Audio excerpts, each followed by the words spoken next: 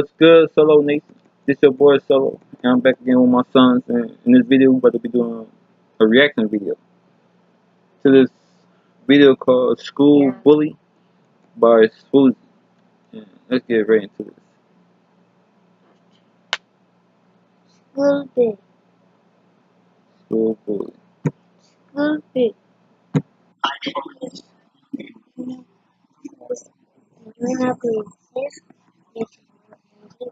I hate bullies. You hate bullies. Nobody likes bullies. And see, what sucks is it's hard to go to a teacher. Because if you go to the teacher and the teacher goes to that bully, and guess what? That bully's gonna come at you 100 times harder. Plus, that's not how I was raised. My hood would never let me be no snitch. Me and my homies, we robbed a bank once. I got busted. Granted, it was on Grand Theft Auto. And yeah, I was only in jail for like 5 seconds, but still, I ain't no snitch. There was this kid, Jonathan. I was in 7th grade. He was in 9th grade. This dude would constantly harass me. Flick my ear, pull chairs off from underneath me when I'm trying to sit, punch me in the shoulder. One day in the hall, this dude hit me so hard in the back of the head, I legit forgot where I was at. Everybody was laughing at me like I was fighting back the tears. It was so embarrassing. I wanted to tell the teachers, but I ain't no snitch, okay? I did my nickel, and I ain't rat on nobody. And then halfway through the school year, we got this new kid named Austin. Austin was a pretty boy, and all the girls were in love with him. Jonathan ain't like that one bit. He took all that energy he was focusing on me and shifted it to Austin. After Jonathan stopped bullying me, like my mom would be driving me to school and I'd be like, "Do you smell that, Mom? Do you smell that? You know what that smell is? It smells like freedom." Today is where my book begins, and the rest is just unwritten. It felt so good to come to school and not be bullied.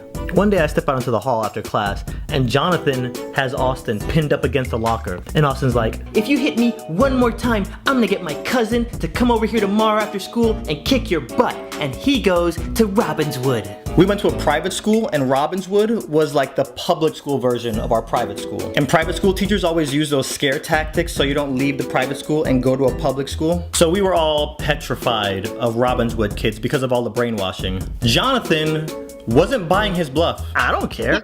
Get your cousin. Get your cousin and all his friends. I ain't scared of you. I ain't scared of him. I ain't scared of nobody."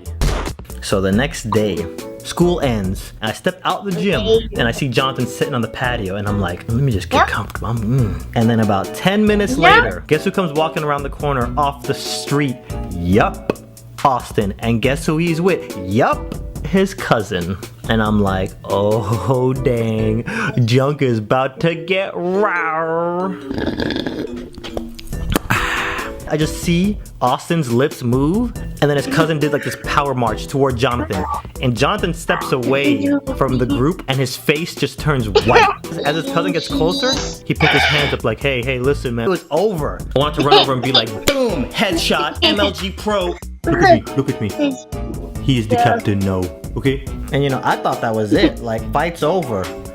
But nah, he beat the crap out of Jonathan.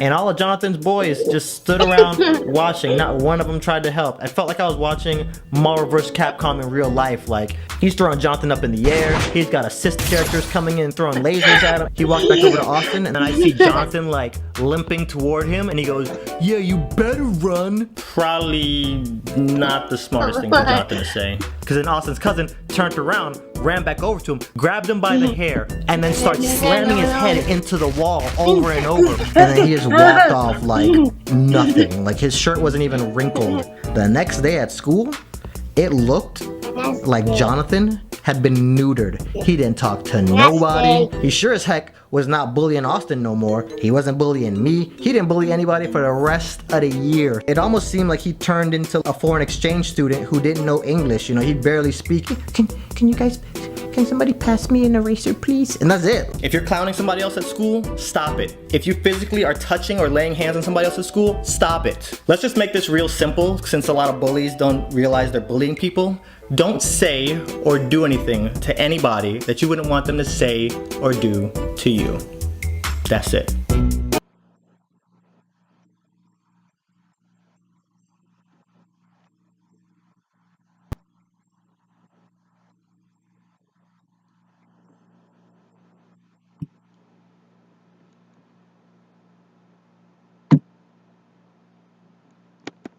And the moral of that story was, don't be a bully, Billy. No. But yeah, if you like this reaction video, give it a like, comment, and let's pass me around like a bad virus. No. Oh.